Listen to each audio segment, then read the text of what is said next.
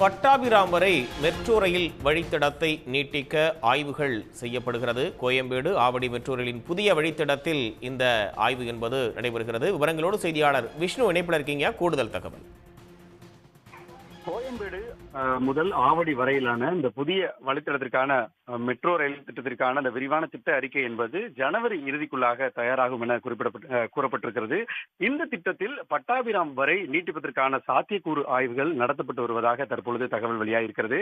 Chennai metro rail திட்டத்தில் 2ஆம் கட்ட பணிகள் தொடர்ந்து நடைபெற்று வருகிறது. இதில் மாதவரம் முதல் சோழிங்கநல்லூர் வரையிலான அந்த கோயம்பேடு அந்த வழித்தடத்தில் கோயம்பேடு முதல் ஆவடி வரை நீட்டிப்பது குறித்து அந்த விரிவான திட்ட அறிக்கை என்பது தயாரிக்கப்பட்டு வருகிறது. இதில் பட்டாபிராம் வரையிலான அந்த சாத்தியக்கூறுகளும் பரிந்துரைக்கப்பட்டிருக்கிறது. இதன் அடிப்படையில் தற்பொழுது 12,000 பயணிகள் ஒரு மணி நேரத்திற்கு 12,000 பயணிகள் அதில் பயணிப்பதாக தகவல் வெளியாகியிருக்கிறது. அதன் அடிப்படையில் இந்த ஆய்வுகள் அரசிடம் சமர்ப்பிக்கப்பட உள்ளதாகவும் கூறப்படுகிறது. கோயம்பேடு முதல் ஆவடி வரையிலான தோராயமான சீரமைப்பு நீளம் என்பது 16.1 கிலோமீட்டராக இருக்கிறது.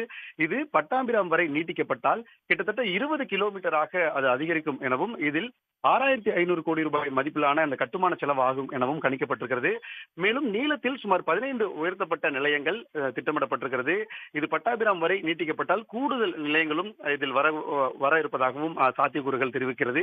மேலும் மெட்ரோ டிப்போ ஆவடியில் அல்லது பட்டாபிராமில் உள்ள வெளிவட்ட சாலையில் அருகில் உள்ள காலி இடங்களில் கட்டப்படலாம் எனவும் கூறப்பட்டிருக்கிறது.